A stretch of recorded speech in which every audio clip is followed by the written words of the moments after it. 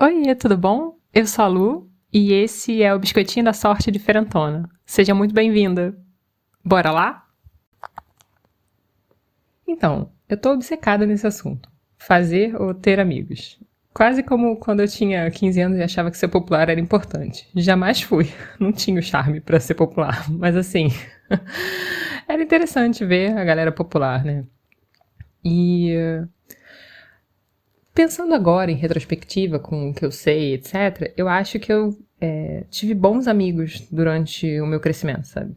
E eu tinha essa sensação de que eu não tinha me saído muito bem no quesito amigos, mas até que eu não tenho poucos amigos de infância, não. Na verdade, eu tenho uns 4 bons amigos de infância que eu preservo até hoje, assim.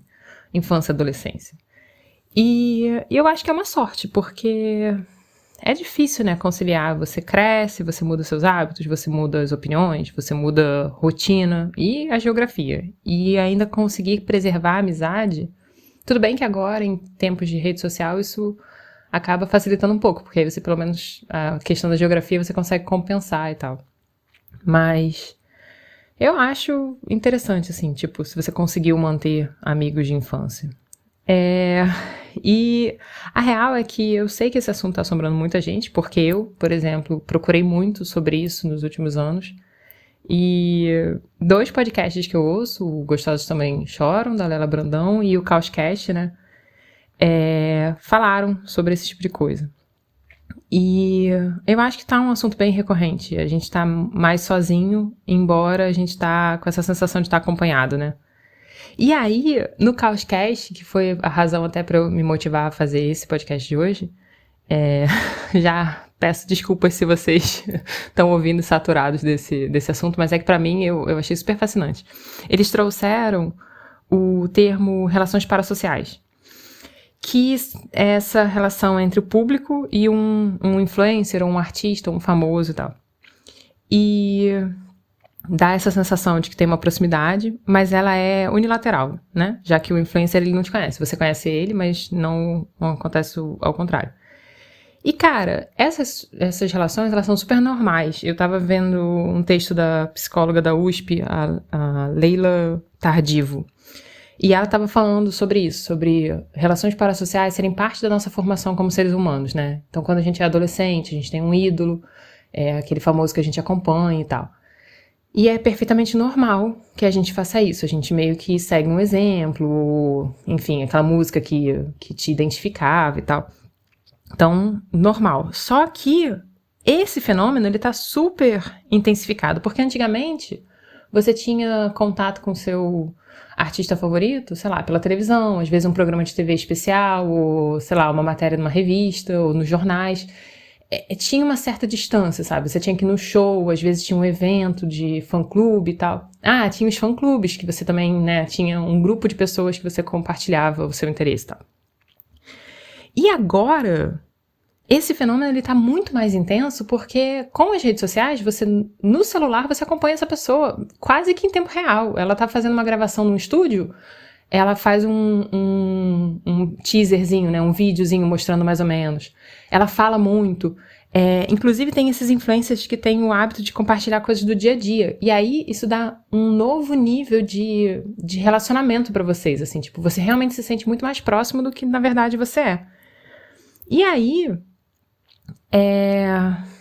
eu fiquei, né, óbvio, as relações são normais, mas agora a gente tá com isso meio que criando uma armadilha pra gente. Porque, pensa comigo, se você gasta a sua bateria social, eu adoro esse termo, a sua bateria social numa interação unilateral, em que não necessariamente aquela pessoa vai responder você, ou vai te ouvir, ou vai saber quem você é, você meio que não vai ter energia pra fazer a mesma coisa com pessoas mais próximas, sabe? Tipo, você vai ficar mais cansado. E, cara, não sou eu que tô falando, não, porque eu tava ouvindo o Caoscast e parece que tem um sociólogo, o Ray Oderberg, e aí eu fui atrás do conceito dele, né? Que em 1989 já, ele tinha mencionado a importância do terceiro lugar, que são esses espaços de interação social, públicos. E, cara, em tempo de digitalização, a gente tá perdendo esse espaço, né? Porque Antigamente, porque assim, tem o primeiro e o segundo lugar. Então, o primeiro lugar é a casa, segundo lugar é o trabalho. E aí tem esse terceiro lugar. Quando a gente é adolescente, a gente meio que tá na escola, então a gente tem uma mistura desses lugares. E fora que a gente tá no mesmo nível que todo mundo. Então tá todo mundo meio que passando pela mesma experiência. Então, pelo menos, o plano de fundo nosso, com os nossos amigos na escola, ele tá parecido. Só que, quando você cresce, e aí você tem o primeiro lugar, que é a sua casa, e depois o segundo lugar, que é o trabalho, não necessariamente você vai estar no mesmo plano de fundo que todo mundo, sabe? E aí, você não necessariamente está procurando interação no trabalho, por exemplo, porque tem demandas, sabe? E tem metas para serem cumpridas, e tem prazos. Então, você não tem necessariamente o tempo disponível para interagir com as pessoas. Fora que, muito provavelmente, você não tem os mesmos interesses em comum que os seus colegas de trabalho. Quando você fala da sua casa, né, o primeiro lugar, mano, você não tá indo pra casa pra interagir com ninguém, tá ligado? Você, tá indo pra casa pra descansar, pra ter o seu momento em paz, etc. É claro, tem uma festinha, você faz uma social, beleza. Mas a sua casa é o lugar de descanso, não de interação. E aí, esse sociólogo, ele fala do terceiro lugar, que é onde você tá meio que livre de preocupação. E você deliberadamente tá aberto pra interação. E aí, com tudo isso explicado, em tempos de rede social, a sensação de que você tá interagindo com pessoas online, e você meio que tá, só que não tá desenvolvendo o assunto, sabe? Tipo, eu volta e meia faço isso. Às vezes eu tô interessada numa determinada coisa que a pessoa tá fazendo, e aí eu faço várias perguntas. Tipo, nossa, como é que foi a sua experiência e tal? E eu quero, detalhes, sabe? Eu queria que a pessoa perdesse um tempo ali me explicando, tentando me passar o que ela sentiu e tal. E, cara, ela vai me dar uma resposta foi legal. Cara, mas é muito frustrante, sabe? Eu não consigo desenvolver um diálogo com a pessoa porque a pessoa simplesmente não tá interessada em me responder ali. Não foi pra isso que ela postou aquela determinada foto. Por mais que seja contraintuitivo, porque quando eu acho que a pessoa postou a foto, eu acho que ela tá querendo uma interação com aquela foto. Mas às vezes não, às vezes ela só queria mostrar que tava lá e tal, e não tá com paciência de conversar sobre isso, ou talvez eu não seja a pessoa que ela queira conversar sobre isso. Tem isso também, né? Então, essa é uma outra coisa que acontece comigo, esses, 3.000 amigos, 5.000 amigos, isso no Facebook, né? Hoje em dia no Instagram é seguidor, aí eu acho que é mais honesto, né? A pessoa tá só te seguindo, não necessariamente ela é sua amiga. Isso me confundia pra caramba, assim, você tem 300 amigos. Eu falo, cara, mas eu não tenho 300 amigos, eu nunca tive 300 amigos. Enfim, e aí, eu acho que esse lance da gente não conseguir fazer umas conversas mais profundas e tal, na qual você não tem muita troca, e tem isso, você, tá tentando trocar, a pessoa não tá te dando nada, ou então a pessoa tá te dando e você não tá querendo trocar com ela. Mas você tá gastando um tempo ali. Você tá gastando um tempo escrevendo ou lendo. Você tá se frustrando, porque às vezes chega uma informação que te chateia, ou então você lê um comentário de uma pessoa que te irrita. E isso tudo vai drenando a sua energia. Você tá ali há horas baixando o feed lá, não sei o quê. Eu achei muito maneiro que o Caoscast comentou, feed, mas não alimenta nada, né? Realmente não te traz nenhuma nutrição. E aí, quando você vai ver, você consumiu horas do seu dia, mas sem que aquilo te trouxesse nenhum retorno real, assim, você investiu tempo numa relação, entre muitas aspas, só que não foi tempo de qualidade, a pessoa nem tava ali. Às vezes a pessoa tava lavando uma louça, às vezes a pessoa tava esperando o médico, sabe? Enfim, quando você tá num dispositivo digital, você pode estar em qualquer lugar, fazendo qualquer outra coisa. E aí, não necessariamente você tá prestando atenção ou disponível para que tenha uma troca numa conversa, sabe? Então, no fim, você continua sem a troca. E é essa que é a base da nossa amizade. A gente só consegue construir amigos se a gente fala, a gente ouve, aí a gente fala, aí a gente reflete, aí a gente ouve. É isso, se não tiver essa troca, como é que você vai desenvolver um raciocínio? Como é que você vai identificar os pontos comuns que você tem com aquela pessoa, sabe? E eu tenho percebido pra mim que tá muito mais difícil fazer amigos, porque realmente demanda uma energia, um esforço e uma intenção, sabe? E, cara, em tempos de produtividade, você é meio que refém de trabalhar, inclusive no seu tempo livre, né? Fazer render e tal. E aí, assim, eu, que eu tô obcecada nesse assunto, eu percebi que eu tinha que criar o terceiro lugar, porque ele não estava vindo naturalmente. Então eu comecei a me inscrever em coisas, tipo Clube do Livro. Aí eu agora entrei para uma associação de voluntários. Aí me inscrevi num clube de jogos de tabuleiro, físico, tem que ir lá.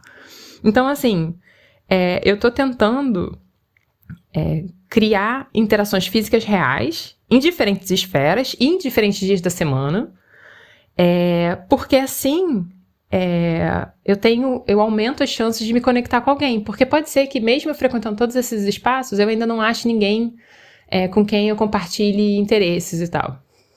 Inclusive, isso foi uma coisa que eu discuti bastante na terapia, que é tipo, eu não tenho amigos e tal, quando eu tava pirando, eu não tinha conseguido identificar meus amigos de infância, etc.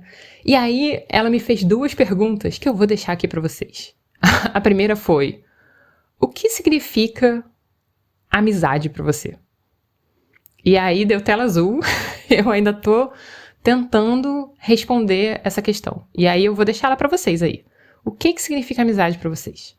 Ponto 1. O segundo ponto é: o que você está buscando numa amizade? E aí, amizade, meu Deus, eu fiquei assim, não sei, cara. Realmente eu não sei o que eu tô buscando. Vou deixar isso aí, vamos ver o que vocês acham. Depois, se vocês quiserem me responder, eu tô aceitando dicas, porque eu não sei definir amizade. Tudo bem, tem definição no dicionário, mas assim, é isso. E, bom, por fim, eu acho que também tem que lembrar, quando a gente tá falando sobre amizade e tal, a gente tem o timing, cara. Porque agora, quando a gente é adulto, a gente tem um largo espectro social, sabe? Tipo, tem gente que acabou de sair da casa dos pais, tem gente que é recém-casado, tem quem tá tendo o primeiro filho e outros que estão no terceiro casamento. Tem gente que tá passando por um divórcio e tem a galera que é solteira convicta. E cada uma vai ter suas particularidades, o que tá buscando, seus próprios interesses. Então, assim, eu acho que ter vários terceiros lugares aumenta as suas chances de encontrar uma pessoa que compartilhe das mesmas paradas que você, sabe? Que tenha os mesmos interesses, ou que vocês consigam encontrar um projeto juntos, sabe? Então, depende muito de quem vai estar ao seu redor e se vai rolar o clique ou não, porque às vezes você tem uma porção de gente legal que você gosta, que são agradáveis, mas você não consegue transcender dali e fazer uma parada só você e mais uma pessoa, né? Então, tem também isso. Cara, eu tenho um exemplo disso, por exemplo. Eu fazia vôlei, agora eu não tô fazendo, mas eu fazia. E era um grupo muito de gente boa, assim, era muito maneiro ir encontrar com o pessoal, etc. Mas eu não conseguia me conectar com eles depois disso, porque eles eram muito aficionados por vôlei, eles falavam sobre o esporte, eles acompanhavam os jogos oficiais e tal, e até os jogos regionais, o que é muito divertido, mas eu particularmente não tenho muita paciência de assistir jogo, de me ligar em placar, de me ligar no nome dos jogadores e tal. Talvez se eu tivesse me esforçado um pouco, rolasse. Mas eu não tinha muita paciência. E aí acabou que eu não consegui me conectar com eles. Eu adoro eles. E eu sempre quero ir pros jogos. E eu acho muito divertido trocar com a galera ali sobre o assunto, brincar, falar, perguntar como é que tá a vida. Mas eu realmente não consegui transcender disso, assim. Eu não consegui fazer amigos a partir deles ali. Tipo, eu não consegui tirar ninguém. Eu não consegui... Agora que eu não faço mais vôlei, eu não tenho contato com a galera. Então, assim, foi uma pena, mas acontece. Às vezes você vai estar num grupo, mas você não vai conseguir se conectar individualmente com ninguém, assim. E aí, o que eu falo, não desiste, sabe? Tipo, você tem que continuar tentando, sabe? Não deu certo no vôlei, agora eu tô fazendo um clube do livro, vamos ver se eu acho alguma coisa maneira daí e tal. E tô pensando em fazer curso de artesanato, fazer outras coisas também, de assuntos que me interessam, né? E aí, não sei. Eu acho que é que nem achar um terapeuta, você tem que insistir bastante até você encontrar um que dê o clique. E não sei, eu vou deixar essa ideia aí pra vocês darem uma refletida sobre amizades e amigos, e se vocês estão satisfeitos com o número de amigos que vocês têm, se vocês estão notando essa crise nas amizades também, se eu falei uma porção de abobrinha, me desculpem. Mas é isso, acho que fica hoje a reflexão de se você tá querendo fazer mais amigos, talvez esse seja um caminho. E se você tá satisfeito com seus amigos, muito legal. É isso aí, boa parada pra você. Mas é isso, espero que vocês tenham gostado. E se quiserem, deixem um comentário. E é isso, até a próxima.